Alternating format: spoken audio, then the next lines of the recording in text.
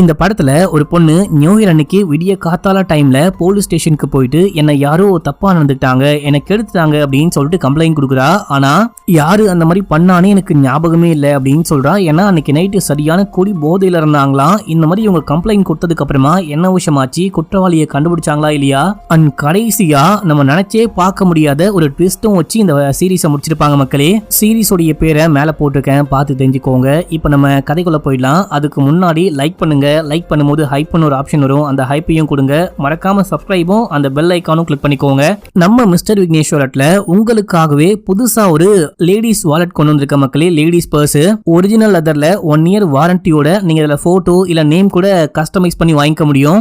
இது வரைக்கும் உங்க கேர்ள் ஃப்ரெண்டுக்கு கிஃப்ட் கொடுக்காம இருக்கீங்க அப்படின்னா இது ஸ்பெஷலான பெஸ்ட் கிஃப்டா இருக்கும், மறக்க முடியாத கிஃப்டா இருக்கும். வேணும் அப்படின்றவங்க ஃபர்ஸ்ட் கமெண்ட்ல லிங்க் இருக்கும், கிளிக் பண்ணி ஆர்டர் பண்ணுங்க. இது மட்டும் இல்லாம எக்கச்சக்கமான கிஃப்டிங்கான ஐட்டம்லாம் அவைலபிளா இருக்கு மக்களே. போட்டோ போட்ட வாலெட்டும் ரீஸ்டாக் பண்ணியாச்சு, வேணும் அப்படின்றவங்க வாங்கிக்கோங்க. இப்போ கதைக்குள்ள போயிடலாம். இந்த படத்துடைய ஸ்டார்டிங் சீன்லயே நம்ம ஹீரோயினை காமிக்கிறாங்க. நம்ம ஹீரோயின் விடிய காலையில, அதுவும் நியூ இயர் முடிஞ்சு விடிய கால டைம்ல நேரா போலீஸ் ஸ்டேஷனுக்கு போக, என்னமா என்ன வேணும் அப்படின்னு சொல்லிட்டு கேட்கும் போது, இங்க லேடி போலீஸ் இல்லையா அப்படின்னு சொல்லிட்டு கேட்க, ஏமா இங்க பாரு ஒரே ஒரு லேடி போலீஸ் தான் இருக்காங்க, அவங்களும் ரவுண்ட்ஸ் போயிருக்காங்க, எப்ப வருவாங்க அப்படின்லாம் சொல்லவே முடியாது, வேணா வெயிட் பண்ணு இல்லனா ஏன்டியே சொல்லு அப்படின்னும் போது, நான் வெயிட் பண்றேன்னு ரொம்ப நேரமா வெயிட் பண்றாங்க. அந்த லேடி போலீஸும் ரொம்ப நேரம் கழிச்சு வராங்க. யார் இந்த பொண்ணு, என்ன வேணும் அப்படின்னு சொல்லிட்டு கேட்கும் போது, இந்த மாதிரி எல்லாமே உங்ககிட்ட தான் சொல்லுவாளாம், என்னன்னு போயிட்டு விசாரி அப்படின்னும் போது, நம்ம ஹீரோயினை கூப்பிட்டு உள்ளுக்குள்ள போயிட்டு கேமராலாம் ஆன் பண்ணி வச்சுட்டு, என்னமா என்ன வேணும் என்னாச்சு அப்படின்னு சொல்லிட்டு கேட்கும் போது, என்ன யாரோ ரேப் பண்ணிட்டாங்க அப்படின்னு சொல்றாங்க. என்னமா ரேப் பண்ணிட்டாங்களா, எப்படி என்னாச்சு கொஞ்சம் டீடைலா சொல்லு அப்படின்னு சொல்லிட்டு கேட்கும் போது, நியூ இயர் பார்ட்டி அப்படின்னு சொல்லிட்டு இந்த பொண்ணு பாஸ் டிகே உடைய வீட்டுக்கு போயிருக்கா, அந்த டிகே தான் பண்ணாரு அப்படின்னு சொல்லிட்டு ஒரு டவுட். ஆனா எனக்கு தெளிவா தெரியல, ஆனா அவர் தான் எனக்கு சரக்குலாம் ஊத்தி கொண்டு வந்து கொடுத்தாரு அப்படின்னு சொல்றா. இப்ப நமக்கு பிளாஷ்பேக் காமிக்கிறாங்க. பார்ட்டிக்கு டிகே உடைய வீட்டுக்கு போனோனே, உனக்கு என்ன சரக்கு வேணும் எல்லாமே பேசிட்டு, சரக்கு என்ன வேணும் நானே கொண்டு வரேன் அப்படின்னும் போது இந்த பொண்ணு ஏதோ சொல்றா. அவரும் போறாரு, போயிட்டு கொண்டு வராரு. அண்ட் இதுக்கு முன்னாடியே பேசும்போது அந்த பொண்ணு சொல்லிருப்பா, காலைல நான் உங்ககிட்ட கொஞ்சம் ஒரு மாதிரி ஹாஷா பிஹேவ் பண்ணிட்டேன், சாரி அப்படின்னும் போது, அதெல்லாம் பரவாயில்லமா விடுமா அப்படின்னு சொல்லிட்டு தான் போயிட்டு அந்த சரக்கை கொண்டு வந்திருப்பாரு. கொண்டு வரும்போது ஏதோ கலந்து கொண்டு வந்துட்டாருன்னு நினைக்கிறேன். அதுக்கப்புறம் தான் எனக்கு என்ன ஆச்சுன்னே தெரியல, நான் மயக்கமாயிட்டேன் அப்படின்ற மாதிரி சொல்றா. ஒரு மாதிரி மயங்கி போயிட்டேன் அப்படின்னு சொல்றா. சரி, டிகே எதுக்காக உன்னை ரேப் பண்ண போறாரு, நீ வந்துட்டு சரியா பார்க்கல அப்படின்னு சொல்ற, ஆனா அவர் பண்ணிருக்க வாய்ப்பு இருக்கு அப்படின்னு சொல்ற, அவர் ஏன் அந்த மாதிரி பண்ண போறாரு அப்படின்னு சொல்லிட்டு கேட்கும் போது, அதுக்கு இந்த பொண்ணு ஒரு பிளாஷ்பேக் சொல்றா. இந்த பொண்ணு அதே கம்பெனில தொடர்ந்து 4 வருஷமா ஒர்க் பண்ணிட்டு இருக்கா மக்களே. தொடர்ந்து 3 வருஷமா best employee of the year அப்படின்னு சொல்லிட்டு அவார்ட்லாம் வாங்குறா. அங்க இருக்கிற எல்லாருமே பாராட்டுறாங்க. டிகேமே வந்துட்டு, என்னமா best employee of the year அவார்ட்லாம் வாங்கியிருக்க, அவன் ப்ரமோஷனும் கிடைச்சிருக்கு, யார் கூட பார்ட்டி பண்ண போற அப்படின்னு சொல்லிட்டு நாசுக்கா, நான் பார்ட்டிக்கு வரவா அப்படின்ற மாதிரி கேட்க, இல்ல சார் பார்ட்டி பண்ண வந்துட்டு நிறைய பேர் இருக்காங்க, நீங்க எனக்கு அண்ணன் மாதிரி, உங்க கூட சேர்ந்துட்டு நான் எப்படி பார்ட்டி பண்ணுவேன் அப்படின்னு சொல்லிட்டு அவரு என்ன பண்றாரு, எதுக்கு வடிகிறாரு அப்படின்னு சொல்லிட்டு இந்த பொண்ணுக்கு நல்லாவே தெரியுது. அப்படியே நாசுக்கா கழட்டி விடுறா. இப்ப இந்த போலீஸ் லேடி பாக்குறாங்க, நீ வந்துட்டு போகும்போது இந்த டி ஷர்ட்டும் ஷார்ட்ஸும் தான் போட்டுட்டு போனீங்கன்னு கேட்கும் போது, இல்ல பார்ட்டிக்கு போகும்போது வேற ஒரு ட்ரெஸ் போட்டுட்டு போனேன் அப்படின்னு சொல்லிட்டு போட்டோ இருக்கான்னு கேட்க, போட்டோ எடுக்கலான்னு போட்டோவை காமிக்கலான்னு போன் எடுக்கிறாங்க. பார்த்தா போனு உடஞ்சி போயிருக்கு. இந்த போன் எப்படி எங்க உடஞ்சி போச்சு அப்படின்னே தெரியல அப்படின்னு சொல்றா. இப்போ ஒரு பிளாஷ்பேக். வீட்டுல வந்துட்டு பாத்தீங்கன்னா பொண்ணை காணுமேனு அம்மா அப்பா பதறிக்கிட்டு இருக்காங்க, எங்க போனாலோ என்ன ஆனாலோ அப்படின்னு சொல்லிட்டு அம்மா செமையா புலம்பிட்டு இருக்காங்க. ஆனா இந்த பொண்ணு கிளம்பி, இது வந்துட்டு டிசம்பர் 31ஆம் தேதி மக்களே, ஈவினிங் டைம். நம்ம ஹீரோயினுக்கு ஒரு பாய் ஃப்ரெண்ட் இருக்கான். அந்த பையனை போயிட்டு மீட் பண்ணிட்டு ரொமான்ஸ் எல்லாம் பண்ணிட்டு, சரி ஓகே என்ன ட்ரெஸ் போட அப்படின்னு சொல்லிட்டு அவங்கிட்டயே கேட்க, நீ பார்ட்டி வேற போட்டுட்டு போ, பார்ட்டி தான் போறேன் அப்படின்னு சொல்ற, சுடிதாரா போட்டு போவ அப்படின்னு சொல்லிட்டு கேக்குறான். நீயும் வரையான்னு கேட்கும் போது, இல்ல எனக்கு வேற ஒரு வேலை இருக்கு, நீ மட்டும் தனியா போயிட்டு வா, அதுவும் உன்னுடைய பாஸோடைய பார்ட்டின்னு சொல்ற, நான் வந்து என்ன பண்ண போறேன் அப்படின்னு சொல்லிட்டு அமுச்சு விட இந்த பொண்ணு போயிருப்பா. அதுக்கப்புறம் பார்ட்டியில என்ன விஷயம் ஆச்சு அப்படின்லாம் காமிக்கல. பார்ட்டி முடிஞ்சு இந்த பொண்ணு நடு ரோட்ல ஒரு ஓரமா அப்படியே பித்து பிடிச்ச மாதிரி உட்கார்ந்துகிட்டு இருக்கா. அங்க இன்னொரு பாஸ் வராது. ஆக்சுவலா டிகே மட்டும் இல்லாம ராஜ் அப்படின்னு சொல்லிட்டு இன்னொருத்தர் இருக்காரு. இவங்க 2 பேருமே சேர்ந்துதான் அந்த கம்பெனியை நடத்திக்கிட்டு இருக்காங்க, பார்ட்னர் மக்களே. ராஜ் அங்க வராரு. இந்த பொண்ணை பார்த்துட்டு, ஏமா என்னமாச்சு இங்க வந்து உட்கார்ந்துகிட்டு இருக்க, பார்க்கவே ஒரு மாதிரி சரியே இல்லை அப்படின்னு சொல்லிட்டு கேட்கும் போது, அந்த பொண்ணு கண்டுக்காம, இவர் வந்த விஷயத்த கூட பெருசா கண்டுக்காம உட்கார்ந்துகிட்டு இருக்க, அவர் கையை வச்சு ஏமா என்னமாச்சுன்னு கேட்க, அந்த பொண்ணு பயந்தே போறா, ஒரு மாதிரி பயப்பட ஆரம்பிக்கிறா. சரி இங்க ஏன் உட்கார்ந்துகிட்டு இருக்க, வா நானே உன்னை வீட்டுல டிராப் பண்றேன் அப்படின்னு சொல்லிட்டு இவரே தன்னுடைய கார்ல கூட்டிட்டு போயிட்டு வீட்டுல டிராப் பண்ணிட்டு போயிருப்பாரு. இப்போ இந்த விஷயம்லாம் ஹீரோயின் சொல்லிட்டே இருக்கும் போது, நம்ம ஹீரோயின் பேக்கோட வந்திருப்பாங்க.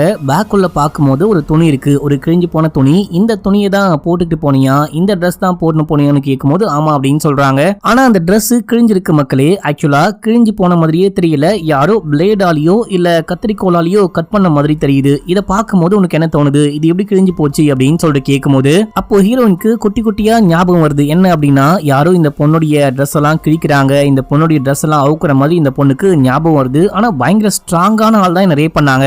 டிகே வந்துட்டு கொஞ்சம் வயசானவரு, அவ்வளவு ஸ்ட்ராங்கான ஆளு அந்த மாதிரி சொல்ல முடியாது, எனக்கு ஒரு மாதிரி குழப்பமாவே இருக்கு அப்படின்னும் போது, ஏமா என்னமா உன்னுடைய ஸ்டேட்மெண்ட்டையே மாத்தி மாத்தி கொடுக்குற, முதல்ல சொன்ன டிகேவா இருக்கும் அப்படின்னு சொல்லிட்டு இப்ப சொல்ற டிகேவான்னு தெரியல, டவுட்டா இருக்கு அப்படின்னு சொல்ற, உனக்கு டிகே மேல அப்படி என்ன காண்டு அப்படின்னு சொல்லிட்டு கேட்கும் போது, ஆக்சுவலா டிகே தான் சரக்கை கொண்டு வந்து கொடுத்தான். அந்த சரக்கை குடிச்சதுக்கு அப்புறமா தான் எனக்கு பயங்கரமா போதை தலைக்கு ஏறிச்சு. வழக்கமா நான் குடிப்பேன், ஒரு 3 பெக்கோட நிப்பாட்டிடுவேன். ஆனா அன்னைக்கும் 3 பெக்கு தான் குடிச்சேன். 3வது பெக்கு குடிக்கும் போது மண்டையெல்லாம் ஒரு மாதிரி கிறுகிறுன்னு ஆயிடுச்சு அப்படின்னு சொல்றாங்க. இது மட்டும் இல்லாம இந்த டிகே இருக்கான் இல்லையா, ஆபீஸ்ல சும்மா உரசிக்கிட்டே இருப்பான், பேசிக்கிட்டே இருப்பான், பயங்கரமா ஃபிளர்ட் பண்ணுவான். நான் வந்துட்டு இந்த விஷயத்த அந்த பார்ட்னர் ராஜ் கிட்ட கூட போயிட்டு கம்ப்ளைண்ட் பண்ணேன். ஆக்சுவலா பார்ட்டிக்கு கூடும் போது டிகே உடைய வீட்டுல தான் பார்ட்டிக்கு ஏற்பாடு பண்ணிருப்பாங்க. நான் பார்ட்டிக்கு வரல அப்படின்னு சொல்லிட்டு இந்த பொண்ணு போயிட்டு சொல்றா. ஏமா வரல அப்படின்னு சொல்லிட்டு கேட்கும் போது, உங்களுக்கு தெரியாது ஒண்ணும் கிடையாது, இந்த டிகே ரொம்ப பண்றாரு, பயங்கரமா வடிகிறாரு, உரசுறாரு, தப்பாவே பிஹேவ் பண்றாரு, எனக்கு சுத்தமா பிடிக்கவே இல்ல, வீட்டுக்கும் வந்து ஏதாவது பண்ணாரு அப்படின்னா நான் செமையா கடுப்பாயிடுவேன் அப்படின்னு. ஆக்சுவலா இவருமே டிகே பண்ண எல்லா விஷயத்தையும் பார்த்திருப்பாரு, எனக்கும் தெரியும் என்ன பண்ணுவான் அப்படின்னு சொல்லிட்டு. ஆனா நீ நினைக்கிற மாதிரி அவன் மோசமான ஆள்லாம் கிடையாது, ரொம்ப ரொம்ப நல்லவன், வடிகிறதோட பேசுறதோட சரி, வேற எதுவுமே பண்ண மாட்டான், நீ வா உனக்கு ஒண்ணுமே ஆகாது அப்படின்னு சொல்லிட்டு இவர் தான் கூப்பிட்டுப்பாரு. அதுக்கப்புறமேட்டு தான் நான் பார்ட்டிக்கே போனேன் அப்படின்னு சொல்றாங்க. இப்போ இந்த லேடி போலீஸ் விசாரிச்சுக்கிட்டே இருக்கும்போது அங்க இருக்க இன்னொரு மேல் போலீஸ் வராரு. அவர் வந்துட்டு அவரு எஸ்ஐ போல, மக்களே என்ன விஷயமாச்சு, என்கிட்ட கொஞ்சம் டீட்டெயிலா சொல்லு அப்படின்னு சொல்லிட்டு கேட்கும்போது, சார் இப்பதான் எல்லாமே இவங்க கிட்ட சொன்னேன், இப்போ உங்ககிட்ட சொல்லணுமா அப்படின்னு சொல்லிட்டு கேட்கும்போது, ஆமாமா நீ சொல்றது உண்மையானு பார்க்கணும் இல்லையா, அதனால இப்போ என்கிட்ட சொல்லு அப்படின்னும் போது இந்த பொண்ணு ஒரு மாதிரி பாக்குறா. இதோட ஃபர்ஸ்ட் எபிசோட் முடியுது. இப்போ செகண்ட் எபிசோடைய ஸ்டார்டிங் சீன்லயே அந்த பார்ட்டில எல்லாரும் கிளம்பி போயிட்டாங்க. இந்த பொண்ணு பாஸ் கூட உட்காந்து குடிச்சுக்கிட்டு இருக்கா. 3 பெக்கு தான் அடிக்கிறா, அதுக்கு மேல அடிக்கவே இல்லை, பாத்ரூம் வருது அப்படின்னு சொல்றா. இந்த பொண்ணால நடக்க கூட முடியல அப்படின்னு சொல்லிட்டு இவரு தான் பாத்ரூம் எங்க இருக்குன்னு காமிக்கிறேன், என் கூட வான்னு கூட்டிட்டு போயிட்டு பாத்ரூம்க்கு வெளியே நிக்கிறாரு. இப்ப அப்படியே எங்க சீன் கட்டாது. நம்ம ஹீரோயின் அந்த சம்பவத்துக்கு அப்புறமா நேரா வீட்டுக்கு வந்திருப்பாங்க. வீட்டுக்கு வந்தா அம்மா அப்பா தம்பி 3 பேருமே இருக்காங்க. இந்த மாதிரி ஒரு விஷயம் ஆயிடுச்சா அப்படின்னு சொல்லிட்டு எல்லாருமே புலம்புறாங்க. தம்பிக்காரன் ஏதோ ஒரு கவர்மெண்ட் ஜாப் பண்ணிட்டு இருக்கானா, இந்த விஷயம் மட்டும் வெளியே வந்தா அவ்வளவுதான் என் மானமே போயிடும், நம்ம போலீஸ் கேஸ் எல்லாம் போவேனா அப்படின்னு சொல்லிட்டு இருக்கான். ஆனா அப்பா தான் சப்போர்ட் பண்றாரு, நீங்க எல்லாம் விடுங்க, என் பொண்ணுக்கு நான் சப்போர்ட்டா இருக்கேன், நான் போலீஸ் ஸ்டேஷன் கூட்டிட்டு போறேன் அப்படின்னும் போது, எனக்கு யாரும் சப்போர்ட்டுக்கு வரவே வேணாம் அப்படின்னு சொல்லிட்டு நம்ம ஹீரோயின் தனியாவே போலீஸ் ஸ்டேஷனுக்கு கிளம்பி வந்திருப்பாங்க. இப்போ போலீஸ் ஸ்டேஷன்ல என்ன விஷயம் ஆகுதுன்னு காமிக்கிறாங்க ரியல் டைம்ல. இப்போ அந்த எஸ்ஐ கிட்ட எல்லாமே ஹீரோயின் சொல்லி முடிக்கும் போது, சரி ஓகே நீ என்ன பண்ணு, மறுபடியும் நீ சொன்ன எல்லாத்தையும் ஒரு இதுவா எழுது அப்படின்னு சொல்லிட்டு கையில பேப்பரும் பேனாவும் கொடுக்கும் போது, என்னது மீண்டும் மீண்டுமான்னு கேக்குறாங்க. ஏமா நிறைய பொண்ணுங்க என்ன பண்ணுவாங்க அப்படின்னா சொன்ன விஷயத்த மாத்தி மாத்தி சொல்லுவாங்க, கோர்ட்டுக்கு போனா கேஸ் சரியா நிக்காது, இப்ப நீ தெளிவா இருக்க இல்லையா, நீ என்ன சொன்னியோ எல்லாத்தையும் ஃபர்ஸ்ட்ல இருந்து தெளிவா எழுது அப்படின்னு இவங்க எழுதிக்கிட்டு இருக்காங்க. இதே டைம்ல அப்பா பாய் ஃப்ரெண்டு தம்பி 3 பேரும் வராங்க. அப்பாக்கு வந்துட்டு பொண்ணுக்கு சப்போர்ட்டா நிக்கணும், பொண்ணுக்கு என்ன விஷயமாச்சோ அதை கோர்ட்டு கேஸ்னு கூட்டிட்டு போயாச்சு குற்றவாளியை கண்டுபிடிக்கணும் அப்படின்றாரு. ஆனா பாய் ஃப்ரெண்டும் தம்பிக்காரனும் என்ன சொல்றாங்க அப்படின்னா, இந்த விஷயம் வெளியே தெரிய வந்தா மானமே போயிடும், வேணாம் இந்த விஷயம் வெளியே தெரியக்கூடாது அப்படின்னு சொல்லிட்டு அப்பாவை கன்வின்ஸ் பண்ணி கூட்டிட்டு வராங்க. உள்ளுக்குள்ள ஹீரோயின் எழுதி பேப்பரை கையில கொடுத்தா, ஏமா உங்களுக்கு என்ன பைத்தியமா, ஸ்டார்டிங்ல அந்த லேடி போலீஸ் கிட்ட ஒன்னு சொல்ற, இப்போ என்கிட்ட ஒன்னு சொன்ன, இப்போ இதுல வேற ஒன்னு எழுதி வச்சிருக்க, உனக்கு என்னதான் ஆச்சு அப்படின்னு சொல்லிட்டு கேட்கும்போது எனக்கு ஒரே குழப்பமா இருக்கு, ஆனா கண்டிப்பா டிகே தான் அந்த மாதிரி பண்ணிருப்பாருன்னு தோணுது அப்படின்னு. எதை வச்சு சொல்ற அப்படின்னு சொல்லிட்டு கேட்கும்போது, பார்ட்டியும் முடிய போது இவங்க பாத்ரூம்க்கு கூட்டிட்டு போனாங்க பாத்தீங்களா, ஐ மீன் அந்த டிகே கூட்டு போனா இல்லையா, அந்த டைம்ல அங்க இருக்கிற எல்லாரும் கிளம்புறாங்க. கிளம்பும் போது இந்த விஷயத்தை பார்த்துட்டு, பரவாயில்லையே நீங்க நினைச்ச மாதிரி சாதிச்சிட்டீங்க, அந்த பொண்ணு கூட என்ன ரொமான்ஸ் பண்ண போறீங்களா, அந்த பொண்ணை பத்திரமா பாத்துக்கோங்க அப்படின்லாம் சொல்லிட்டு ஒரு மாதிரி நக்கலா பேசிட்டு அங்க இருந்து கிளம்பி இருக்காங்க. அது இந்த பொண்ணுக்கு நல்லாவே கேட்டிருக்கு. அண்ட் பாத்ரூம்குள்ள வந்துட்டு ஒரு மாதிரி ப்ளூவா இருந்துச்சு அப்படின்னு சொல்லிட்டு ஞாபகம் எல்லாமே சொல்றாங்க. பாத்ரூம் எங்க இருந்து, ஃபர்ஸ்ட் ஃப்ளோரா செகண்ட் ஃப்ளோரா இல்லனா கிரவுண்ட் ஃப்ளோரா அப்படின்னு சொல்லிட்டு கேட்கும்போது ஃபர்ஸ்ட் ஃப்ளோர் அப்படின்னு சொல்றாங்க. இது எல்லாமே ஞாபகம் இருக்கு, யாரு அந்த மாதிரி பண்ணான்னு மட்டும் ஞாபகம் இல்லையான்னு கேட்கும்போது இல்ல அப்படின்றாங்க. இதே டைம்ல தான் ஃபேமிலி மெம்பர்ஸ்லாம் வந்திருக்காங்க அப்படின்னும் போது, அவங்க எதுக்கு வந்திருக்காங்க, அவங்க கிட்ட போயிட்டு என்ன பேச போறீங்க, நான் தான் அவங்க கிட்ட எல்லாமே தெளிவா சொல்லிட்டேன் இல்லையா அப்படின்னும் போது, இல்லமா நீ இன்னமும் குடிபோதையெல்லாம் இருக்க, இது வரைக்கும் 3 வாட்டி ஸ்டேட்மெண்ட்டை வந்துட்டு மாத்தி மாத்தி சொல்லிருக்க, இருந்தாலும் ஃபேமிலி கிட்ட ஒரு வாட்டி பேசிக்கணும், என்ன விஷயம் ஆச்சு, அவங்க கிட்ட என்ன சொன்னேன் அப்படின்னு சொல்லிட்டு அதையும் நோட் பண்ணிப்போம் அப்படின்னும் போது நான் சொன்னா கேட்க மாட்டீங்களா, இது மட்டும் போதாதா அப்படின்னு சொல்லிட்டு ஹீரோயின் கோச்சிட்டு வெளியே போறாங்க. இந்த விஷயத்த அப்பா பார்த்துட்டு நான் பின்னாடியே போறேன், என் பொண்ணை போயிட்டு பிடிக்க போறேன், கூப்பிட போறேன் அப்படின்னு. ஏன்பா நீ எங்க போற, உங்க 3 பேருக்கிட்டையும் விசாரிக்கணும் வாங்க அப்படின்னா, சார் என் பொண்ணு வேற குடிச்சிட்டு தனியா போயிட்டு இருக்கா, என்ன ஆக போதோ ஏதாக போதோ, தப்பா ஏதாவது முடிவு பண்ணிட்டா என்ன பண்றது அப்படின்னு சொல்லிட்டு கேட்கும்போது, நீ வேற உன் பொண்ணு குடிச்சிட்டு நேரா வந்துட்டு இங்க கம்ப்ளைண்ட்லாம் கொடுக்குறா, அவ தற்கொலையும் பண்ணிக்க மாட்டா, அவளுக்கு ஒண்ணுமே ஆகாது, ஒழுங்கா வந்துட்டு என்ன விஷயமாச்சோ எல்லாமே நீங்க டீடைலா சொல்லுங்கன்னு கேட்கலான்னு கூப்பிடுறாரு. கூட்டிட்டு போயிட்டு விசாரிக்கிறேன் அப்படின்ற பேர்ல இந்த பொண்ணுக்கு நிறைய பாய் ஃப்ரெண்ட் போல, இந்த பொண்ணு கிளைமேட் மாறுற மாதிரி ஒரு வாட்டியும் பாய் ஃப்ரெண்டை கூட மாத்துவா போல அப்படின்ற மாதிரிலாம் தப்பா பேச அப்பா கடுப்பாயிட்டாரு. கொஞ்சம் பார்த்து பேசுங்க, என் பொண்ணு அந்த மாதிரிலாம் கிடையவே கிடையாது, அண்ட் இந்த கேஸையும் என் பொண்ணு சும்மா விட மாட்டா, என் பொண்ணுக்கு நான் சப்போர்ட்டா இருப்பேன், இந்த கேஸ் எது வரைக்கும் போது அவளுக்கு நியாயம் கிடைக்கிற வரைக்கும் நானும் என் பொண்ணும் விட மாட்டோம் அப்படின்னு சொல்லிட்டு அந்த மனுஷன் அங்க வந்து கிளம்புறாரு. ஆமா நம்ம ஹீரோயின் எங்கடா அப்படின்னு சொல்லிட்டு பார்த்தா நம்ம ஹீரோயின் கிளம்பி அந்த ராஜுடைய வீட்டுக்கு, அந்த இன்னொரு பாஸுடைய வீட்டுக்கு போயிருக்காங்க.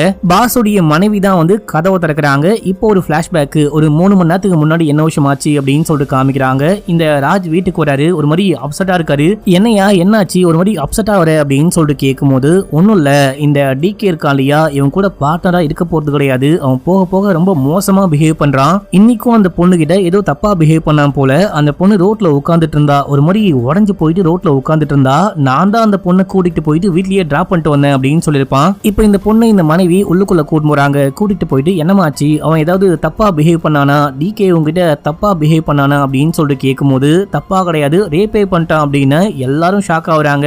இதோட இந்த எபிசோட் முடியுது. இப்போ 3வது எபிசோடைய ஸ்டார்டிங் சீன்லயே அந்த போலீஸ்க்கு யாரோ கால் பண்றாங்க. கால் பண்ணி அந்த கேஸ்ல எஃப்ஐஆர் போட்டாச்சா அப்படின்னு சொல்லிட்டு கேட்கும்போது, இன்னும் இல்ல, அந்த பொண்ணு வந்துட்டு எதுவுமே தெளிவாவே சொல்ல அப்படின்னு, நீ எஃப்ஐஆர் போட்டுக்கோ, கேஸ் எடுத்துக்கோ, எல்லாமே அப்புறமேட்டுக்கா பாத்துக்கலாம், இந்த விஷயம் பிரஸ் மீடியான்னு வெளியே வந்தா பெரிய பிரச்சனை ஆயிடும் அப்படின்னு சொல்லிட்டு ஏதோ ஒரு பெரிய ஆள் போல கால் பண்ணி சொல்றாங்க. இந்த பக்கம் ஹீரோயின் உட்கார்ந்துட்டு அந்த ராஜுடைய மனைவி கிட்ட எல்லாமே டீடைலா ஸ்டார்டிங்ல இருந்து எண்டு வரைக்கும் என்ன விஷயமாச்சோ எல்லாமே சொல்ல, சரி ஓகே நீ கவலைப்படாத, எல்லாமே நானே பாத்துக்கிறேன், இன்னைக்கு நைட்டு உன்னுடைய வீட்டுக்கு போ தேவையில்ல, நம்ம காலையில ஏஞ்சி எல்லாமே பாத்துக்கலாம், நீ குளிச்சிடாத, குளிக்காம என் ரூம்லயே படுத்துக்கோ, காலையில போலீஸ் ஸ்டேஷன் போலாம் அப்படின்னு. ஏன் குளிக்கூடாது அப்படின்னு சொல்லிட்டு கேட்கும்போது, குளிச்சா எவிடன்ஸ் அழிஞ்சு போயிடும், நான் காலையில எல்லாமே வந்து பாத்துக்கிறேன் அப்படின்னு சொல்லிட்டு இந்த பொண்ணு கீழே போறாங்க.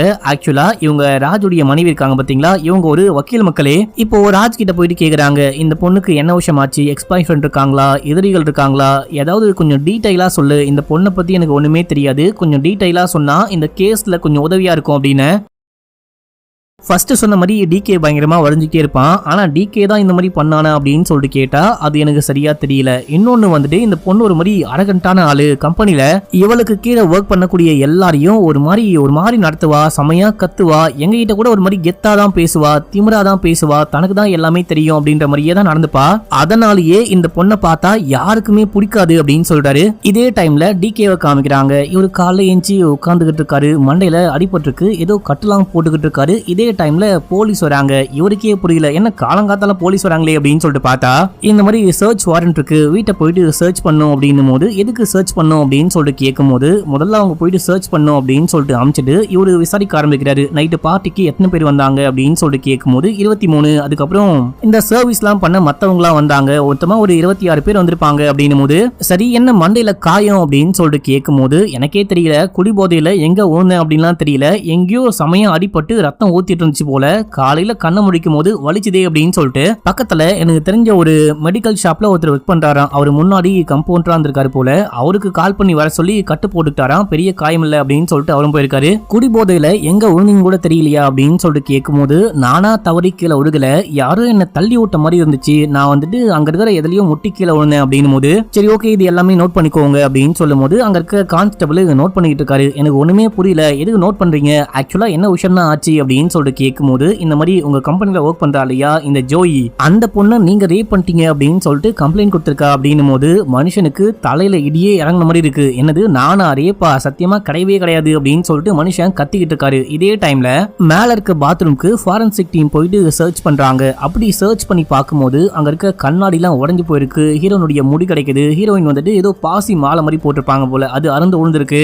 இந்த மாதிரி அங்க இருந்து என்ன எவிடன்ஸ் எல்லாம் கலெக்ட் பண்ண முடியுமோ எல்லாமே கலெக்ட் பண்ணிட்டாங்க. இப்ப அப்படியே எங்க சீன் கட் ஆகுது. மனுஷனை தொக்கா தூக்கிட்டு போயிட்டு ஸ்டேஷன்ல உட்கார வச்சு என்ன விஷயமாச்சோ எல்லாமே டீடைலா சொல்லு அப்படின்னு சொல்லிட்டு கேட்க இவர் எல்லாமே சொல்றாரு. இந்த மாதிரி நேத்து பார்ட்டி வந்துட்டு 9 மணிக்கு மேல ஆரம்பிச்சது. எல்லாரும் வந்தாங்க, சடகு போட்டாங்க. ஃபர்ஸ்ட் வந்துட்டு என்னுடைய பார்ட்னர் தான் வீட்டுக்கு போனான் அப்படின்னும் போது அவன் ஏன்டா ஃபர்ஸ்ட் போனான்னு கேட்டா பார்ட்னருடைய மனைவி வரவே இல்லை, அவன் வந்துட்டு தனியா வந்தா, மனைவியை விட்டு வந்துட்டேன், வீட்டுல தனியா இருப்பாங்க அப்படின்னு சொல்லிட்டு மனைவியை பாக்குறேன்னு போயிட்டான் அப்படின்னும் போது ஏன் மனைவி வரல அப்படின்னு சொல்லிட்டு கேட்கும் போது அவங்க வக்கீல் ஏதோ கேஸ் விஷயமா மீட்டிங் இருக்கு அப்படின்னு சொன்னாங்க, சோ அதனால வரல போல, அதை பத்தி எனக்கு பெருசா தெரியல அப்படின்னும் போது சரி ஓகே நீ இந்த பொண்ணை பாத்ரூம்க்கு கூட்டிட்டு போனியாமே அப்படின்னும் போது ஆமா நான் தான் கூட்டு போனேன், அந்த பொண்ணு ஃபர்ஸ்ட் டைம் என் வீட்டுக்கு வந்திருக்கா, பாத்ரூம்க்கு எப்படி போனோம் எங்க இருக்கு அப்படின்லாம் தெரியாது இல்லையா, சோ நான் தான் கூட்டிட்டு போனேன், உள்ளுக்குள்ளலாம் போவே இல்ல, வெளியே தான் நின்று அந்த பொண்ணு மட்டும் தான் உள்ள போனேன் அப்படின்னு. கரெக்ட் தான், அந்த பொண்ணு சொன்னதும் நீ சொன்னதும் பெர்ஃபெக்ட்டா மேட்ச் ஆகுது. சில விஷயம் மேட்ச் ஆகல அப்படின்னாலும் நீங்க ரெண்டு பேருமே வந்துட்டு குடி போதையில இருந்ததுனால என்ன விஷயம் ஆச்சு அப்படின்னு சொல்லிட்டு ரெண்டு பேருக்குமே ஞாபகமே இல்ல.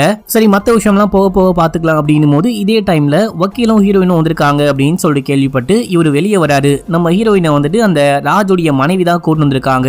இது வரைக்கும் என் கிளைண்ட்டுக்கு ஏன் மெடிக்கல் டெஸ்டே எடுக்கல அப்படின்னு சொல்லிட்டு கேட்கும் போது அப்போ இந்த பாஸ் வந்து கேக்குறாரு, ஏமா நான் என்னமா பண்ணேன், நான் எப்படிமா ரேப் பண்ணுவேன் அப்படின்னு சொல்லிட்டு கேட்கும் போது இவங்க அமைதியா இருக்காங்க. சரி நீ கூட என்ன நம்ப மாட்டியா, நீ கூட அந்த பொண்ணுக்கு தான் சப்போர்ட் பண்ண போறியா அப்படின்னு சொல்லிட்டு ராஜுடைய மனைவி கிட்ட கேட்கும் போது அவங்க எதுவுமே பேசாம அங்கிருந்து கிளம்பிட்டாங்க. இப்போ கார்ல போயிட்டு இருக்கும் போது இந்த மாதிரி டெஸ்ட் எடுக்க போறோம், நீ எதுவுமே கவலையே படாத, உனக்கு என்ன தோணுதோ என்ன ஞாபகம் வருதோ எல்லாமே என்கிட்ட சொல்லு, நான் உனக்கு முழுமையா சப்போர்ட்டா இருப்பேன் அப்படின்னு சொல்லிட்டு ராஜுடைய மனைவி சொல்றாங்க. இப்போ ஒரு ஹாஸ்பிட்டலுக்கு டெஸ்டிங்க்கு போறாங்க பாத்தீங்களா, அதே ஹாஸ்பிட்டல்ல தம்பிக்காரனுடைய கேர்ள் ஃபிரெண்ட் ஒர்க் பண்ணிட்டு இருக்காளாம், அங்க போனா அவங்க கண்டிப்பா ஹெல்ப் பண்ணுவாங்க அப்படின்னு சொல்றான். இப்போ அப்படியே எங்க சீனை கட் பண்ணி ஒரு பெரிய லாயரை காமிக்கிறாங்க. இப்போ இந்த ராஜுடைய மனைவி இருக்காங்க பாத்தீங்களா, இவங்களே இந்த லாயருடைய பிஏவா இருந்து அசிஸ்டன்ட் லாயரா இருந்து அதுக்கப்புறம் தான் இப்போ ஒரு பெரிய லாயரா இருக்காங்க.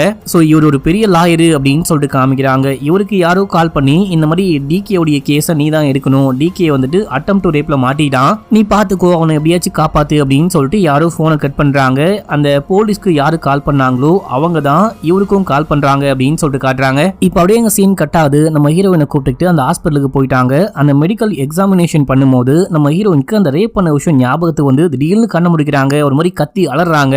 அப்ப நம்ம ஹீரோயினுக்கு வந்துட்டு பாத்தீங்கன்னா அந்த ரேபிஸ்ட் வந்துட்டு கையில ஒரு ரிங் போட்டிருக்கான், ஒரு எல்லோ கலரு கல்லு பதிச்ச மாதிரி ஒரு ரிங் போட்டிருக்கான். அந்த விஷயம் நல்லாவே மைண்டுக்குள்ள வந்துட்டு போகுது. இதோட இந்த எபிசோட் முடியுது. இப்போ 4வது எபிசோட் ஸ்டார்டிங் சீன்லயே கோர்ட்ல காமிக்கிறாங்க. கோர்ட் ஆரம்பிக்குது. முதல்ல வந்துட்டு இந்த லேடி வக்கீல் தான் அந்த கல்பிரேட் கிட்ட பேசணும், குற்றம் சாட்டப்பட்டதா சொல்லப்படக்கூடிய டிகே கிட்ட பேசணும் அப்படின்னும் போது அவரு அந்த குற்றவாளி கூண்டுக்கு வராரு. என்ன விஷயமாச்சு, நீ முதல்ல தெளிவா உன் பக்கத்து நியாயத்தை சொல்லு அப்படின்னும் போது நானும் இந்த மாதிரி ராஜுவும் சேர்ந்துட்டு ஒரு கம்பெனி ரன் பண்ணிட்டு இருக்கோம், என்னுடைய கம்பெனில 4 வருஷமா இந்த பொண்ணு ஒர்க் பண்ணிட்டு இருக்கா, இந்த பொண்ணு எனக்கு உண்மையை சொல்லணும் அப்படின்னா பிடிக்கும், நான் ஜாலியா பேசுவேன், ஃப்ரெண்ட்லியா பேசுவேன், ஃபிளர்ட் பண்ணுவேன், எல்லாமே உண்மைதான், இந்த பொண்ணு அடையணும் கற்பழிக்கணும் அப்படின்ற எண்ணம்லாம் எனக்கு துளி கூட கிடையவே கிடையாது. ஆக்சுவலா இந்த நியூ இயர் அன்னைக்கு போறதுக்கு முன்னாடி கூட காலையில கூட ஒரு சின்ன பிரச்சனை, அந்த பிரச்சனையை கூட பேசி சரி பண்ணிட்டோம், நீ கண்டிப்பா பார்ட்டிக்கு வரணும் அப்படின்னு சொன்னேன், ஆனா கட்டாய பத்திலாம் கூப்பிடவே இல்ல.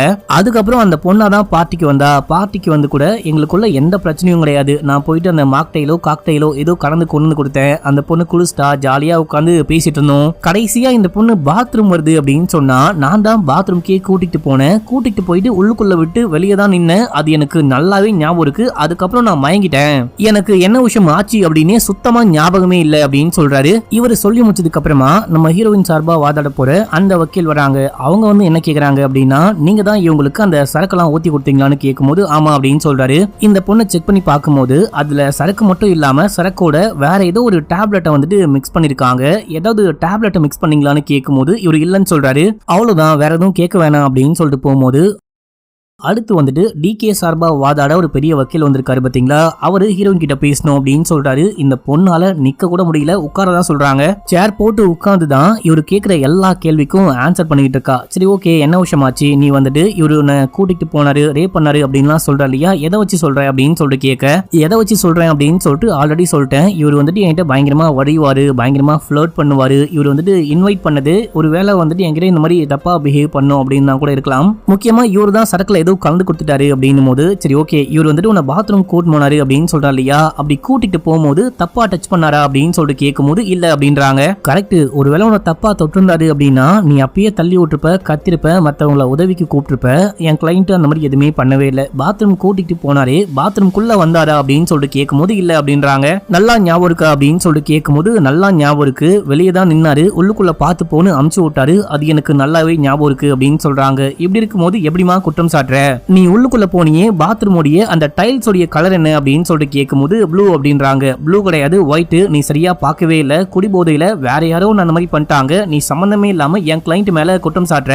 சரி கடைசியா ஒரு கேள்வி, உன்னை வந்துட்டு நாசம் பண்ணிட்டாங்க அப்படின்னு சொல்ற இல்லையா, அது எப்படி நடந்துச்சு கொஞ்சம் டீடைலா சொல்லு, நிக்க வச்சா இல்லனா படுக்க வச்சா அப்படின்னு சொல்லிட்டு கொஞ்சம் ஒரு மாதிரி கேக்குறாரு. இதை கேட்கும் போது இவங்க பயங்கரமா அழுகுறாங்க. நம்ம ஹீரோனுடைய வக்கீல் அப்ஜெக்ஷன் யுவர் ஆனர், இவர் வந்துட்டு மனசாட்சியே இல்லாம ஏற்கனவே அவங்க பாதிக்கப்பட்டு மன ரீதியா உடல் ரீதியா பாதிக்கப்பட்டிருக்காங்க, பயங்கர ஸ்ட்ரெஸ்ல இருக்காங்க, அவங்க கிட்ட போயிட்டு இந்த மாதிரி கேள்வி கேட்கலாமா அப்படின்னு சொல்லிட்டு கேட்கும்போது ஜட்ஜிமே சொல்றாங்க யோ கொஞ்சமாச்சும் பாவம் பாரியா அப்படின்னும் போது இல்ல பாவம்லாம் பார்க்க முடியாது, உண்மையை வெளியே கொண்டு வரணும், எனக்கு என் கிளைண்ட்டை காப்பாற்றணும், ஒரு அப்பாவை மாட்டிக்கூடாது அப்படின்னா நான் கண்டிப்பா இந்த மாதிரி கேள்வி கேட்பேன், இவங்க கண்டிப்பா ஆன்சர் பண்ணும் அப்படின்னும் போது ஆக்சுவலா இவர் சொல்றாரு ஒருவேளை உன் ட்ரெஸ் எல்லாம் கழிச்சு நீ படுக்கும் போது அந்த மாதிரி பண்ணிருந்தாரு அப்படின்னா கண்டிப்பா உன்னால ஃபேஸை பார்த்திருக்க முடியும் அப்படின்னும் போது இவங்க வார்த்தையே பேசாம அழுகுறாங்க. ஜட்ஜே வந்துட்டு கொஞ்சம் பிரேக் எடுத்துக்கோமா, கொஞ்சம் பிரேக் கொடுக்குறேன் அப்படின்னு சொல்லிடுறாங்க. நம்ம ஹீரோயின் வெளியே வந்து ஃபீல் பண்ணிட்டு இருக்காங்க. அப்போ வக்கீல் என்ன சொல்றாங்க அப்படின்னா ஆக்சுவலா நீ ஒரு பயங்கரமான குடிபோதையிலையும் பயங்கரமான டிராமாலையும் வந்திருக்க, ரெண்டுமே சேர்ந்து பயங்கர ஸ்ட்ரெஸ்னால கூட உனக்கு எதுவுமே ஞாபகம் வராம இருக்கலாம். இந்த வக்கீல் மேலேயும் குற்றம் சொல்ல முடியாது, தன்னுடைய கிளைண்ட்டை காப்பாற்றணும் அப்படின்னா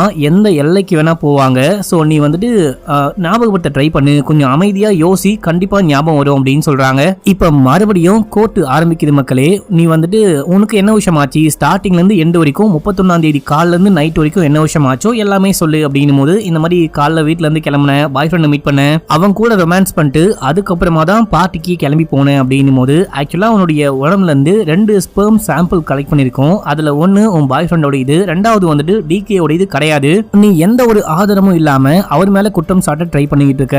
இன்னொன்னு வந்துட்டு காலையில போலீஸ் அவர் வீட்டுக்கு போகும்போது அவருடைய உடம்பு நல்லா இருந்திருக்கு, அவருடைய உடம்புல ஒரு சின்ன ஸ்கிராட்ச் கூட கிடையாது, ஒரு சின்ன கீரல் கூட கிடையாது, உன்னை ஒரு நாசம் பண்ண ட்ரை பண்றாரு அப்படின்னும் போது கண்டிப்பா தடுக்க ட்ரை பண்ணுவ, தள்ளி விடுவ, கையில கடையதை தூக்கி அடிக்க ட்ரை பண்ணுவ, அப்படி பண்ணிருந்த அப்படின்னா கண்டிப்பா ஒரு சின்ன காயமாச்சு பட்டிருக்கும், அப்படி ஒரு காயமே கிடையாது, அவருடைய தலையில அவரு யாரோ தள்ளி விட்டுருக்காங்க, அவர் தலையில அடிபட்டு கீழே விழுந்திருக்காரு, நீ வெளியே போகும்போது அவரை பாத்தியான்னு கேட்கும் போது பார்க்கல அப்படின்னு சொல்றாங்க. ஆக்சுவலா நான் தப்பிச்சு ஓடதான் ட்ரை பண்ணேன், அங்க இருக்கிறத பார்க்கலாம் ட்ரை பண்ணவே இல்லை அப்படின்றாங்க. சரி ஓகே நீ டி-ஷர்ட்டும் ஷார்ட்ஸும் தான் போட்டுட்டு போலீஸ் ஸ்டேஷனுக்கு வந்த, கம்ப்ளைண்ட் கொடுக்க வந்த அப்படின்னு சொல்றாங்க. இதே ட்ரெஸ்ஸோட தான் பார்ட்டிக்கு போனீங்கன்னு கேட்கும்போது இல்ல என்ன வந்துட்டு யாரோ ரேப் பண்ணும்போது ட்ரெஸ் எல்லாம் கீச்சு போட்டாங்க, நான் அங்கேயே இந்த டிகே உடைய வீட்லயே கபோர்டு எங்க இருக்குன்னு கண்டுபிடிச்சு அந்த கபோர்ட்ல இருந்து தான் டி-ஷர்ட்டும் ஷார்ட்ஸும் தூக்கி போட்டுட்டு அங்கிருந்து தப்பிச்சு ஓடுனேன் அப்படின்னு சொல்றாங்க. ஏமா நீ அப்போ அவ்வளோ தெளிவா இருந்திருக்க, கபோர்டை தேடி கண்டுபிடிச்சு உனக்கு செட் ஆகிற மாதிரி டி-ஷர்ட்டும் ஷார்ட்ஸும் போட்டுட்டு வெளியே ஓடுற அளவுக்கு பயங்கர தெளிவா இருந்திருக்க, என் கிளைண்ட்டை மட்டும் அங்க இருக்க கிளைண்ட்டை மட்டும் பார்க்கவே இல்லையான்னு கேட்கும்போது இல்ல அப்படின்றாங்க. சரி தப்பிச்சு ஓடனி அப்போ என்ன டைம்னு கேட்கும்போது என் போன் வந்துட்டு உள்ளுக்குள்ளேயே கீழே விழுந்து உடஞ்சிருச்சு போல, போன் ஒர்க் ஆகாததுனால டைம் பார்க்கல அப்படின்றாங்க.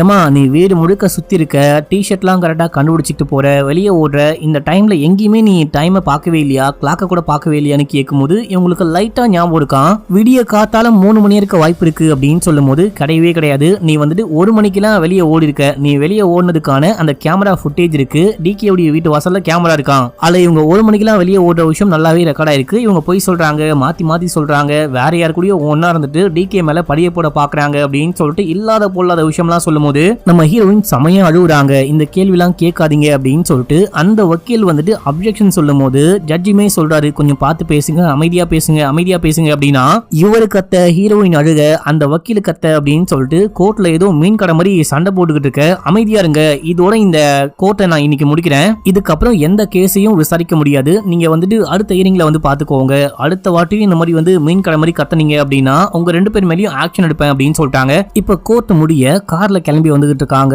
அப்ப நம்ம ஹீரோயின் சொல்றாங்க இந்த மாதிரி என்ன இந்த மாதிரி பண்ணா இல்லையா, அவன் கையில ஒரு ரிங் போட்டிருந்தான், ஒரு மஞ்சள் கலர் கல் வச்ச ரிங் போட்டிருந்தான், அது எனக்கு இப்பதான் கொஞ்சம் கொஞ்சமா ஞாபகம் வருது அப்படின்னும் போது ஏமா அது ஒரு சாதாரண விஷயம், அந்த மாதிரி கல் வச்ச ரிங்கு நிறைய பேர் போடுவாங்க, இவ்வளோ ஏன் என் புருஷன் கூட அதே போல ஒரு ரிங்கை யூஸ் பண்றாரு அப்படின்னு. இதோட இந்த எபிசோட முடியுது. இப்போ 5வது எபிசோடைய ஸ்டார்டிங் சீன்லயே ஒரு பிளாஷ்பேக் காமிக்கிறாங்க. டிகே, அந்த ராஜ், இவங்க 2 பேருடைய மனைவிகள் இருக்காங்க, 4 பேரும் உட்கார்ந்துட்டு அடுத்து எங்க ட்ரிப் போலான்னு பேசிட்டு இருக்கும்போது டிகேவும் டிகே உடைய மனைவியும் போன வாட்டி எங்கேயோ ட்ரிப் போகும்போது இந்த ராஜிக்கு வந்துட்டு ஒரு gift ஒரு ரிங் வாங்கி வந்தாங்களாம். இதே போல ரிங்க வந்துட்டு டிகே போட்டிருக்காரு. என்ன மாதிரி உனக்கு ஒரு ரிங் வாங்கி வந்திருக்கேன் அப்படின்னு சொல்லிட்டு அந்த ராஜ் கிட்ட கொடுக்குறாரு. இந்த ரிங்க தான் வந்துட்டு பாத்தீங்கன்னா ஹீரோயின் பார்த்தேன் அப்படின்ற மாதிரி சொல்லியிருப்பாங்க. கரெக்டா இதே போல ஒரு ரிங்க பார்த்தேன் அப்படின்னு சொல்லியிருப்பாங்க. இப்போ இந்த வக்கீல் இருக்காங்க பாத்தீங்களா, இவங்க வீட்டுக்கு வராங்க. புருஷன் இந்த ரிங்கை யூஸ் பண்றாரா இல்லையான்னு பார்க்கலாம் அப்படின்னு சொல்லிட்டு கபோர்ட்ல பார்க்கும்போது அந்த ரிங் இருக்கு மக்களே. அதே டைம்ல புருஷன் வராரு. என்னமா என்னாச்சு, கோர்ட்ல எல்லாமே எப்படி போச்சு அப்படின்னு சொல்லிட்டு கேட்கும்போது எல்லாமே இந்த மாதிரி போச்சு அப்படின்னு சொல்லிட்டு எக்ஸ்பிளைன் பண்ணிக்கிட்டே கையை தடவுறாங்க. பார்த்தா இவரு ரொம்ப நாளா அந்த ரிங்கை போட்டுருக்காரு, இப்பதான் கழட்டி வச்சிருக்காரு போல. அடுத்து ஹீரோயினை வீட்டுல காமிக்கிறாங்க. அப்பா அம்மா கூட உட்காந்து பேசிட்டு இருக்கும் போது உள்ளுக்குள்ள தம்பிக்காரனும் பாய் ஃப்ரெண்டும் பேசிட்டு இருக்கும் போது தம் அடிப்பாங்க. லைட்டர் ஆன் பண்ணும்போது ஒரு மியூசிக் வர மாதிரி, அந்த மாதிரி ஒரு யூனிக்கான ஒரு லைட் போல மக்களே. அந்த லைட் ஆன் பண்ணும்போது ஒரு மியூசிக் வருது. இந்த மியூசிக் சவுண்ட கேட்டவொடனே ஹீரோயினுக்கு என்னமோ தோணுது. உள்ளுக்குள்ள போயிட்டு பாக்குறாங்க. இதே சவுண்ட் தான், இதே மியூசிக் தான் அன்னைக்கு என்ன அந்த மாதிரி பண்ணா இல்லையா, அவன் யூஸ் பண்ண லைட்டர்லயும் சேம் இதே போல மியூசிக் வந்துச்சு அப்படின்னு சொல்லிட்டு அந்த வக்கீலுக்கு கால் பண்ணி சொல்ல, சரி ஓகேமா நீ நேரா வா, நம்ம நேரா வச்சு பேசிக்கலாம் அப்படின்னும் போது நேரா கிளம்புறாங்க. நம்ம ஹீரோயின் போயிட்டு அந்த வக்கீலை மீட் பண்றாங்க. அவங்க என்ன சொல்றாங்க அப்படின்னா, நீ தெளிவா யோசி, ஸ்டார்டிங்ல இருந்து இது வரைக்கும் என்ன விஷயம் ஆச்சோ கொஞ்சம் கொஞ்சமா ஞாபகத்தை ட்ரை பண்ணு அப்படின்னும் போது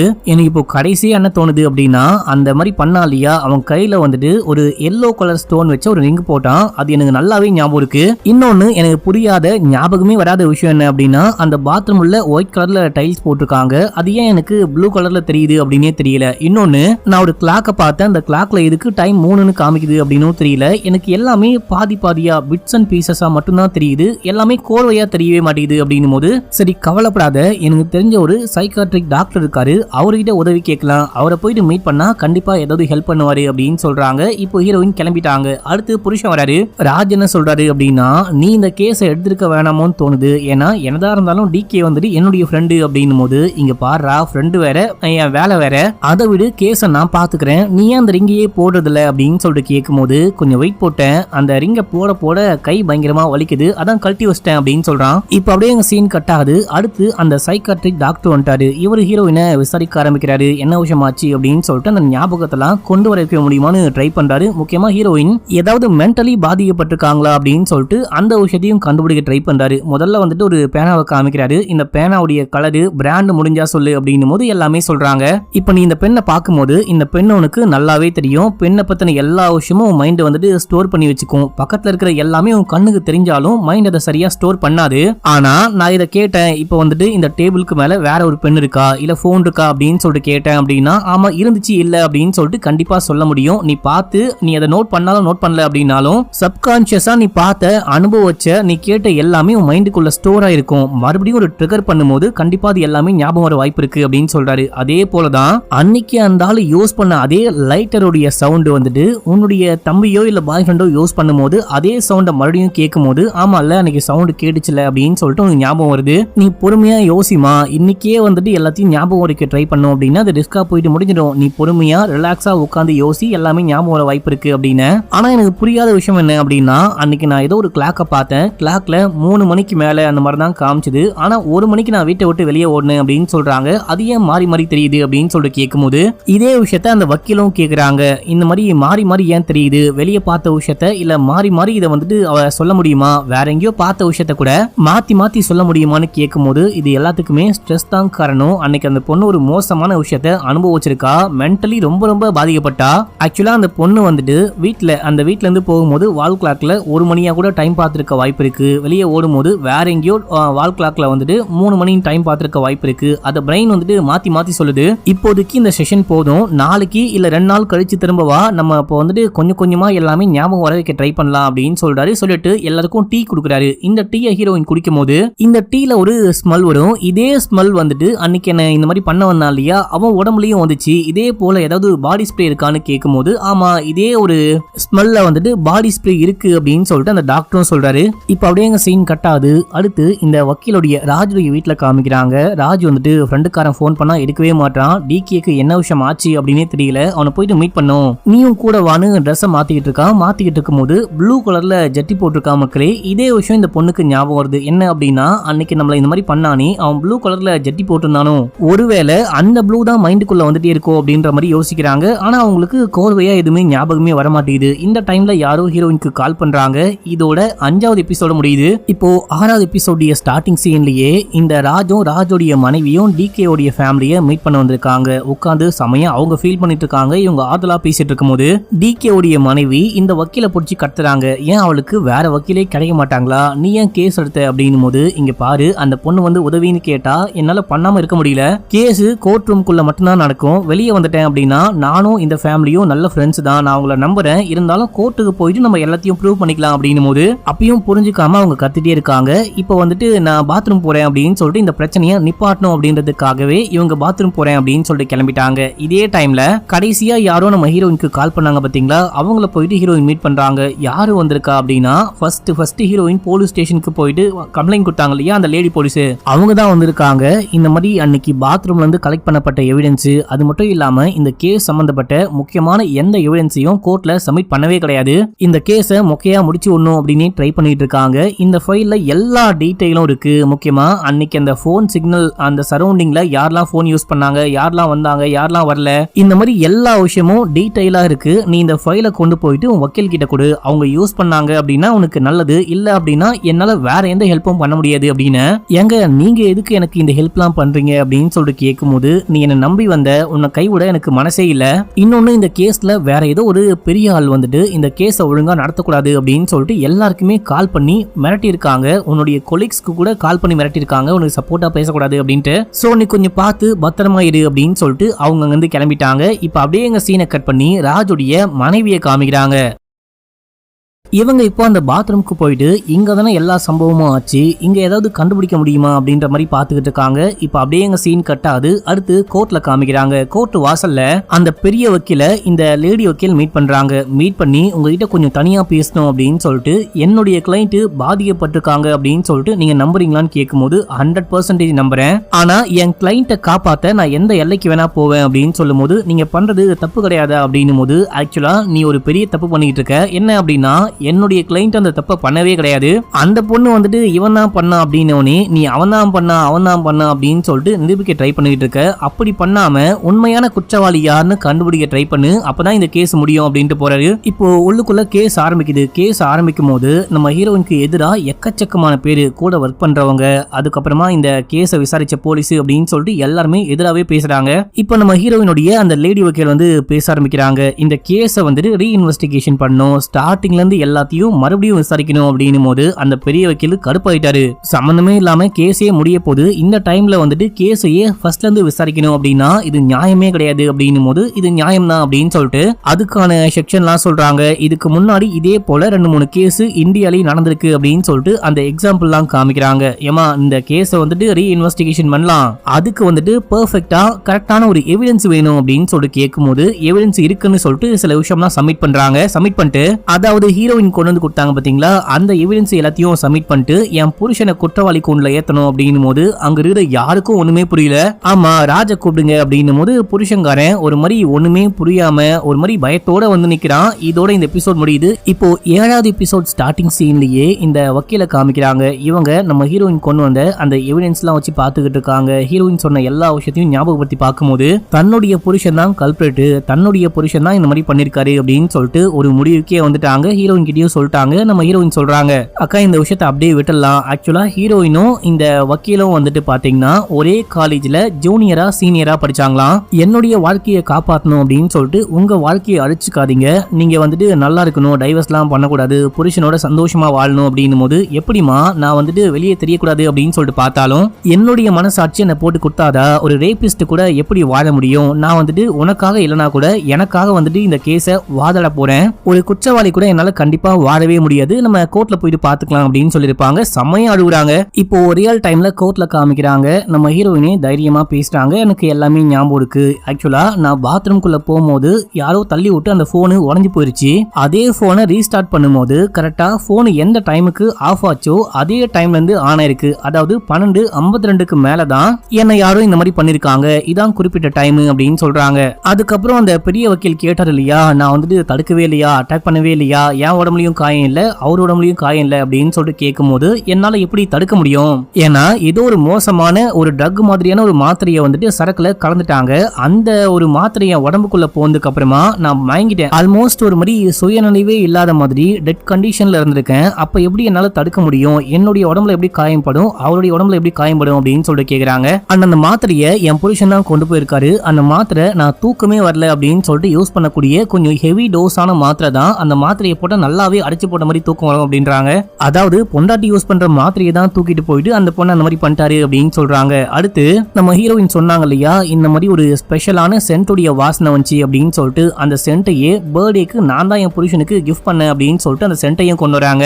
அந்த லைட் சவுண்ட் கேடுச்சு அப்படின்னு சொன்னாங்க பாத்தீங்களா, அந்த லைட்டர் வந்துட்டு என் புருஷன் யூஸ் பண்ணக்கூடிய லைட்டர் தான். டிகே வந்துட்டு தம்மே அடிக்க மாட்டாரு, என் புருஷன் தான் அடிப்பாரு. அந்த லைட்டை கூட கொண்டு வந்து யாருக்கும் தெரியாம என்னுடைய கார்லயே ஒலிக்க வச்சிருக்காரு. என் புருஷன் என்ன பண்ணிருக்காரு அப்படின்னா, அன்னைக்கு வந்துட்டு ஒரு 9 மணிக்கு மேல கிளம்பி போயிட்டு இருக்காரு. கிளம்பி திரும்ப வந்துட்டு என்னுடைய கார் எடுத்துட்டு திரும்பவும் பார்ட்டிக்கு போயிருக்காரு. அந்த விஷயம் வந்துட்டு கேமரால நல்லாவே ரெக்கார்ட் ஆயிருக்கு. அந்த கேமரா ஃபுட்டேஜை வந்துட்டு இந்த இன்வெஸ்டிகேஷன் ஆபீசர் டெலீட் பண்ணிட்டு இருக்காரு, என் புருஷன் மாட்டக்கூடாது அப்படின்னு சொல்லிட்டு. ஆனா இது வந்துட்டு கிளவுட்ல ஸ்டோர் ஆயிருக்கு. அந்த ஃபுட்டேஜை வந்துட்டு சப்மிட் பண்ணியாச்சு அப்படின்னு சொல்லிட்டு காமிக்கிறாங்க. இந்த ஆள் தான் அந்த கார்ல வந்து இறங்கிட்டு உள்ளுக்குள்ள வராரு மாஸ்க் போட்டுட்டு. சோ இந்த மாதிரி எல்லா விஷயத்தையும் பக்காவா சப்மிட் பண்ணிட்டாங்க. பக்காவா இவர் தான் ரேபிஸ்ட் அப்படின்னு சொல்லிட்டு முடிவுக்கே வரும்போது அந்த பெரிய லாயர் வராரு. ஆனா இந்த பொண்ணு சொன்னாலே எல்லாமே ப்ளூன்னு சொல்லிட்டு பாத்ரூம்ல ப்ளூ கலர் டைல்ஸ்னு சொன்னா, எல்லாமே ப்ளூன்னு சொன்னா அப்படின்னும் போது ஆக்சுவலா நான் போயிட்டு பார்த்தேன். பாத்ரூம்ல வந்துட்டு ஒரு ஸ்பெஷலான ப்ளூ லைட் இருக்கு. அந்த லைட் போட்டா அந்த பாத்ரூமே ப்ளூவா மாறுது. அந்த மோசமான ஆள் இருக்கான் இல்லையா, அவன் ஜெட்டி வந்துட்டு ப்ளூ கலர்ல போட்டிருந்தான். அந்த ஜெட்டி வேற யாரும் கிடையாது, என் புருஷனோட தான் அப்படின்னு சொல்லிட்டாங்க. கடைசியா அந்த ஆள் கேக்குறாங்க, ஏன்டா இந்த மாதிரி பண்ண அப்படின்னு சொல்லிட்டு கேட்கும்போது அவர் ஒத்துக்கிறாரு, நான் தான் பண்ணேன். அந்த மாத்திரையை கொண்டு போயிட்டு நான் தான் டிகேக்கு தெரியாம கலந்து விட்டேன், டவுட் வரக்கூடாது அப்படின்னு சொல்லிட்டு நான் தான் கிளம்பியும் போனேன். அன்னி சொன்ன மாதிரி நான் போயிட்டு அந்த பொண்ணை ரேப் பண்ணும் அப்படின்லாம் பார்க்கவே இல்லை, சும்மா அசால்ட் பண்ணலாம் அப்படின்னு தான் போனேன். இருந்தாலும் அது வந்துட்டு ரேப்பா மாறிடுச்சு. ஆபீஸ்ல வந்துட்டு பாத்தீங்கன்னா இந்த ஒரு ஆபீஸ்க்கு தான் இவங்க பார்ட்னர், இவங்களுக்கு மேல பாஸ்லாம் கூட இருக்காங்க போல. இது ஒரு பெரிய நிறுவனம் மாதிரி. இந்த பொண்ணு நல்லாவே பெர்ஃபார்ம் பண்ண ஆரம்பிச்சிருக்கா. டிகேவும் செம்மையா வழிய ஆரம்பிக்கிறாரு. போற போக்க பார்த்தா என்ன கழட்டி விட்டு டிகே வந்துட்டு இவங்க கூட சேர்ந்துட்டு கம்பெனியை பார்ட்னர்ஷிப் போட்டு வரோ, என்னைய வேலையை விட்டு தூக்கிடுவாரோ அப்படின்னு சொல்லிட்டு எனக்கு ஒரு பயம். அதான் இந்த பொண்ணை மன ரீதியா உடைக்கலாம் அப்படின்றதுக்காக தான் இந்த விஷயம்லாம் பண்ணேன்.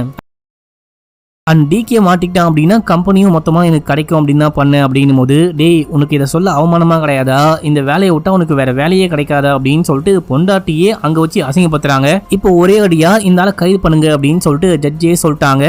அண்ட் இந்த கேஸை இன்வெஸ்டிகேஷன் பண்ண அந்த போலீஸையும் வேலையை விட்டு தூக்குங்க, அவரையும் விசாரிக்கணும் அப்படின்னு சொல்லிட்டாங்க. இப்போ இந்த கேஸ் முடியுது, ஐ மீன் கோர்ட் முடியுது. கோர்ட் முடிய எல்லாரும் கிளம்புறாங்க. டிகே போயிட்டு ஹீரோயினுக்கு ஆதலா பேசிட்டு கிளம்புறாரு. அந்த பெரிய வக்கீலும் பேசிட்டு கிளம்புறாரு. கடைசியா இந்த புருஷங்காரன் அங்க நின்னு அழுதுகிட்டு இருக்கான், பொண்டாட்டியும் அழுதுகிட்டு இருக்காங்க.